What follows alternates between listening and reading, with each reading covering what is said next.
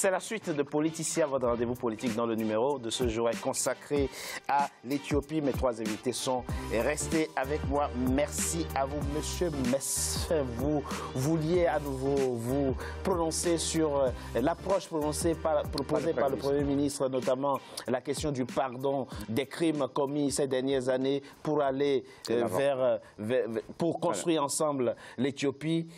Ça, c'est un dilemme que j'ai du mal à répondre à cette question. Oui. D'abord, pourquoi?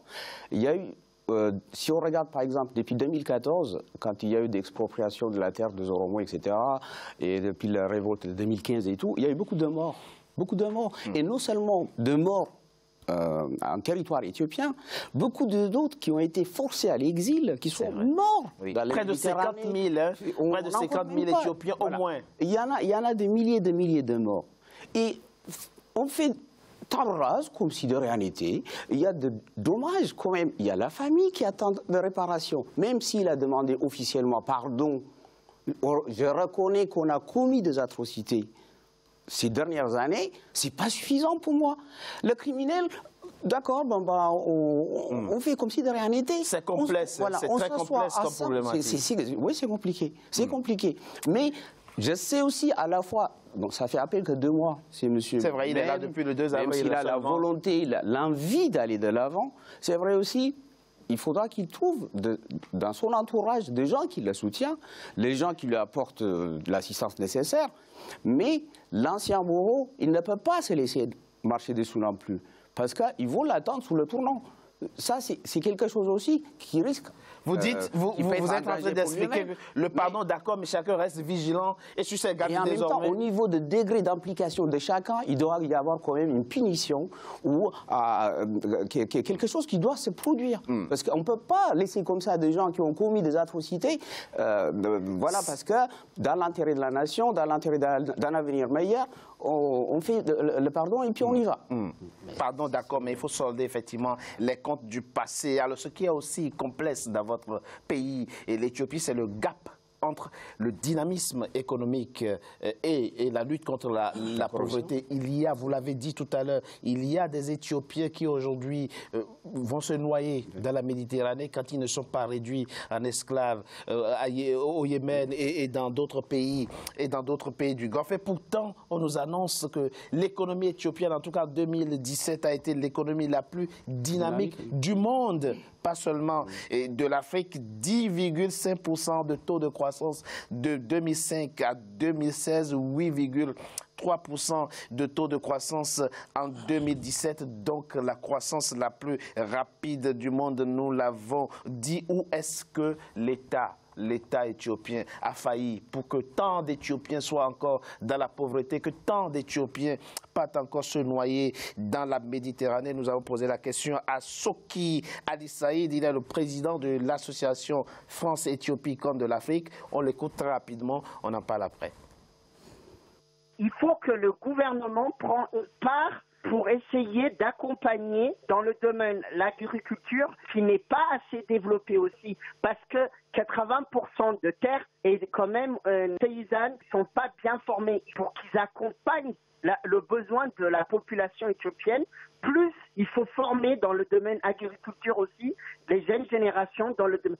Il a proposé le train, par exemple, de nord au sud. Ils ont quand même construit des routes, mais de plus en plus, on ne peut pas tout le temps demander à l'État, mais peut-être les entreprises, les petites et le moyen d'entreprise, il faut que le gouvernement éthiopien accompagne pour que le marché éthiopien, que ce soit le café ou dans le domaine, il faut qu'il y ait des entreprises qui s'installent dans le domaine textile et que l'État installe un développement, mais il a besoin aussi des investisseurs.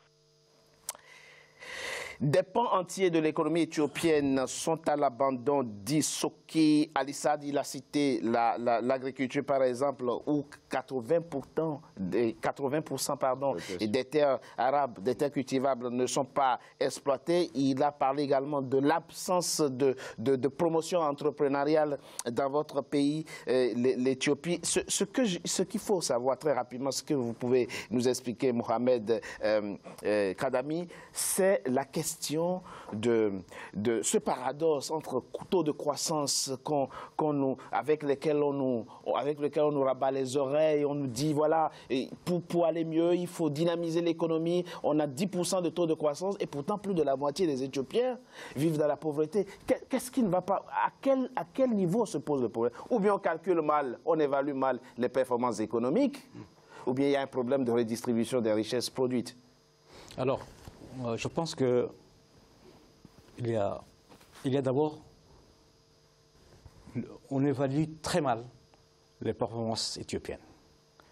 Et dans ce schéma, presque la Banque mondiale, les FMI, les États-Unis, l'Europe est complice de cet état des choses.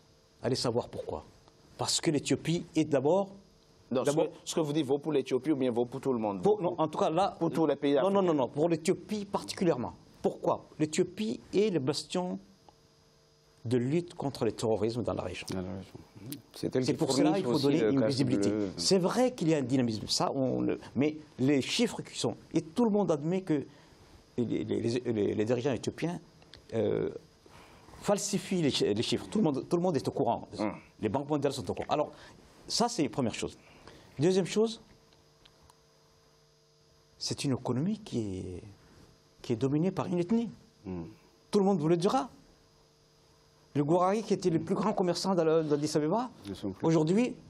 Donc les leviers économiques sont dans les mains des Tigréens. Tout le monde le sait. D'une minorité. D'une minorité, ça le sait. Ça, c'est une chose. Troisième chose qui n'a pas été encore abordée par Abiy. Par le Premier ministre. C'est la question des terres. Oui. Est-ce que vous savez qu'il y a un accaparement des terres en Éthiopie par millions d'hectares? Par qui? On brade ces territoires aux Chinois, aux Indiens, aux Iraniens, aux Saoudiens, aux Qataris. Les Soudanais aussi. Vous vous rendez compte pendant que l'autosuffisance alimentaire est loin d'être atteinte. Et ce qui fait que des petits paysans ou des éleveurs ont été expulsés de leurs terres. Et les conséquences. C'est ce qu'ils ont fait. Là, on peut témoigner en tant que Djiboutien. Il y a des milliers et des milliers d'Éthiopiens, des petits paysans ou des éleveurs qui quittent l'Éthiopie pour justement aller dans les pays arabes ou ailleurs. Et d'ailleurs, récemment, aujourd'hui, on vous parle, il y a un choléra, il y a plus de dizaines de morts à Djibouti parmi les migrants et les populations autochtones. Donc ça, c'est les conséquences de la question des terres. Et d'ailleurs, Abiy, pour le moment, il est très prudent. Le Premier ministre n'a pas encore touché à la question des terres. Parce qu'il n'a pas effectivement encore touché à la question. Donc, ce qui fait qu'aujourd'hui, il faut peut-être, et ce régime va peut-être le faire, d'abord une évaluation. Et peut-être les secteurs qui marchent, peut-être les distribuer, ou en tout cas pour qu'elles soient vraiment éthiopiennes, d'abord. Et deuxièmement, et que ces retombées économiques puissent quand même aller à toute la population. En tout cas, nous l'avons dit, et je le rappelle, le nouveau Premier ministre, il a 41 ans, a quand même annoncé de grandes réformes. Déjà la refonte de l'appareil sécuritaire, mais aussi la réforme de l'armée. Il a limogé récemment le chef d'état-major des forces armées éthiopiennes. Et il veut que son armée ne soit plus au service des hommes politiques, que l'armée ne reçoive plus d'ordre des hommes politiques. Et il veut renforcer, n'est-ce pas, les libertés fondamentales. Mais Bernard Bikim, au plan économique, il annonce deux choses. Il dit « Je veux ouvrir les capitaux des sociétés d'État au secteur privé et je veux attirer les investisseurs étrangers. » Voilà les deux articulations des deux axes de sa politique économique qu'il a annoncé. Comment doit-on l'imaginer, l'entrée des personnes privées dans les capitaux des sociétés publiques? Qu'est-ce que ça peut avoir comme conséquence? Alors, le Premier ministre actuel commet la même erreur que tous les présidents africains. Sur ce plateau, nous avons longuement débattu sur la notion de l'économie monde. Qu'est-ce que c'est? En 1816, David Ricardo introduit le principe d'avantage comparatif. Qu'est-ce que ça veut dire? Ça veut dire que sur les différents pays, sur les différents territoires du monde, chaque pays se spécialise sur un type de production pour participer au libre-échangisme. Mais ce qu'on n'a pas vu derrière, jusqu'en 1958, où Jagdish, l'économiste indo-américain, Jagdish Bhagwati, démontre qu'en fait, l'avantage comparatif crée et génère une croissance appauvrissante. Et vous pensez que c'est le chemin que prend l'actuel Premier ministre? Je pense que c'est le chemin qu'il est en train de maintenir, ce qui veut dire quoi? Ce qui veut dire que concrètement, les gros problèmes, les gros orages sont devant l'Éthiopie. Parce que faire ce qu'il veut faire là, ça va exploser. Alors allons-y pas à pas. Voilà. Est-ce que l'idée reçue, c'est qu'une société, lorsqu'elle est privatisée ou semi-privatisée, a un fort rendement? Lorsque c'est que des fonctionnaires qui dirigent une société, il y a du laxisme, il y a la paresse publique, la paresse étatique, ça ne marche pas. Mais quand vous faites entrer, c'est ce qu'il veut faire par exemple avec Ethiopian Airlines, qui fonctionne très bien, il veut ouvrir le capital d'Ethiopian Airlines aux personnes privées, aux investisseurs étrangers, même éthiopiens. Parce qu'il pense qu'une entreprise est dynamique quand elle est privée, privatisée en tout cas, ou semi-privée. C'est du discours. C'est du discours. C'est du discours, c'est pas la science. Je rappelle aux téléspectateurs qu'il faudrait qu'ils sachent une chose.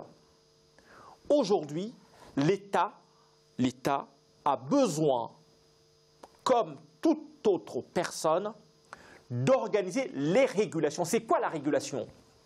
Aujourd'hui, la potion magique qu'applique la Banque mondiale, le FMI, depuis 1816. Oui, mais Jean-Bernard Bikim, avant de parler, n'allons pas si loin. Quand on prend les années 80, les fameux éléphants blancs, on a vu que les sociétés d'État qui ont été exclusivement publiques n'ont pas fonctionné non plus. Richard, oui, expliquez-nous. Et la régulation. Moi je suis d'accord avec mon ami, parce que l'Éthiopie et l'Angleterre, ce n'est pas le même pays, ce n'est pas la même culture, ce n'est pas les mêmes... C'est vrai, on est d'accord. Les théories de Oxford ne doivent pas être implémentées en Éthiopie. Ni, par exemple, lui, il a fait un exemple hier de démocratie israélienne, etc., qui voulait... bref, il n'y a pas de démocratie qu'on peut l'imposer ailleurs, il n'y a pas de système économique qui marche aux États-Unis et qu'on amène en Éthiopie. On est d'accord. L'Éthiopie, elle a besoin de ses propres règles d'économie en fonction de sa culture, de sa société, de sa configuration, etc.